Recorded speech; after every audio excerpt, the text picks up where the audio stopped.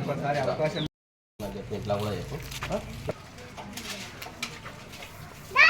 కూడా ఒకసారి అవకాశం 4 నంబర్ గుర్తు పెట్టుకోండి.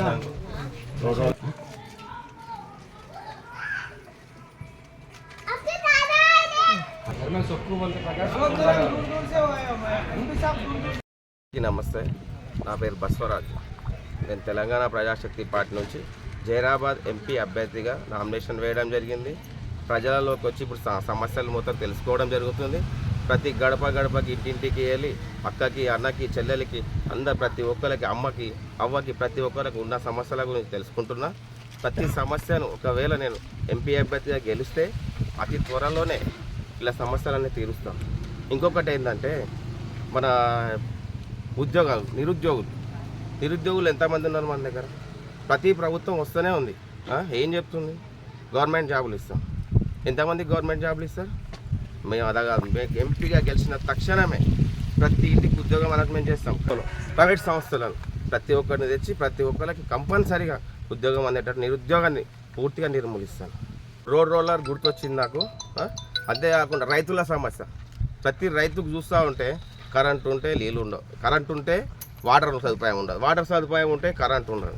అన్ని సమస్యలు తీరినాయి అనుకొని రైతు ఒక పంట పండించి మార్కెట్కు తీసుకెళ్తే పరిస్థితి ఏముందండి? ఇప్పుడు మార్కెట్లో చూస్తూనే ఉన్నాం ఆల్రెడీ గిట్టుబాటు ధర. ఒక గుండు పిన్ను తయారు చేసుకోవడానికి గిట్టుబాటు ధర అవుతుంది. మరి రైతుకి ఎందుకు లేదండి? రైతుకి ఎందుకు సమస్యలు ఇవన్నీ? రైతు రాజు ఎక్కడ రాజు అండి? రైతు కండ వేసుకొని తిరుగుతున్నాడు రాజు, కోట్లు వేసుకొని తిరుగుతున్నాడా, కార్లలో తిరుగుతున్నాడా? తినడానికి బుక్కెట్ తిండి కోసం తిరుగుతున్నాడు రైతు.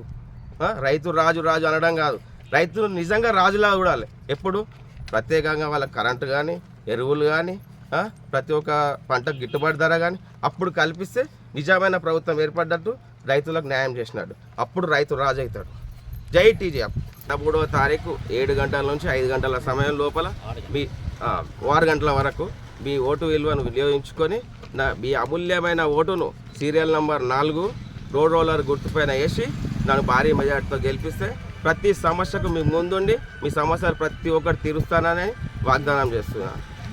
మరి కార్యకర్తలకు మరి ముఖ్యంగా మరి హైదరాబాద్ ఎంపీ అభ్యర్థి బసవరాజ్ పాటిల్ గారికి, మరి రషీద్ భాయ్ గారికి, మరి భారీ ఎత్తున తరలివచ్చినటువంటి కార్యకర్తలకు, మహిళలందరికీ, మరి పవన్ గారికి హృదయపూర్వక ధన్యవాదాలు తెలియజేస్తున్నాను. మరి ఈరోజు చూసుకుంటే ఈ రాష్ట్ర ప్రభుత్వం ఇచ్చినటువంటి 6 హామీల్లో ఏది కూడా సక్రమంగా నిర్వర్తించలేదు. అదేవిధంగా మరి బీజేపీ మతాలను రెచ్చగొట్టి మరి ఓట్లు దండుకునే ప్రయత్నం చేస్తుంది. అలాంటి వ్యక్తులకు మనం ఓటేయొద్దు. అదేవిధంగా కాంగ్రెస్ అభ్యర్థి ఇచ్చిన హామీలు నెరవేర్చకపోవడంతో ప్రజలు విస్మరించాల్సిన అవసరం ఉంది.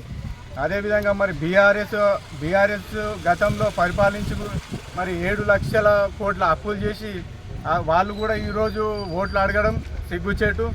అదేవిధంగా మరి మంచి వ్యక్తి స్థానికుడు మా బసవరాజ్ పాటిల్ గారికి ఓటు వేసి భారీ మెజార్టీతో గెలిపించాలి. ఒకవేళ గెలిచిన తర్వాత మరి జైరాబాదు పార్లమెంట్ నియోజకవర్గంలో చదువుకున్న వ్యక్తులు ఏ ఒక్క వ్యక్తి కూడా మరి రోడ్డు మీద తిరగాల్సిన అవసరం ఉండదు. ప్రతి ఒక్కరికి వాళ్ళ విద్యార్హతకు సంబంధించి ప్రతి ఒక్కరికి ఉద్యోగ అవకాశాలు కల్పిస్తామని చెప్పి ఈ సందర్భంగా తెలియజేస్తున్నాం. ప్రతి ఒక్కరు పెద్ద మనసు చేసుకొని నోటుకు అమ్ముడు పోకుండా మా బసవరాజ్ పాటిల్ గారిని గెలిపించి భారీ మెజార్టీతో గెలిపించి పార్లమెంటుకు పంపాలని చెప్పి ఈ సందర్భంగా ప్రజాశక్తి పార్టీ తరఫున నేను అందరికీ తెలియజేస్తున్నాను.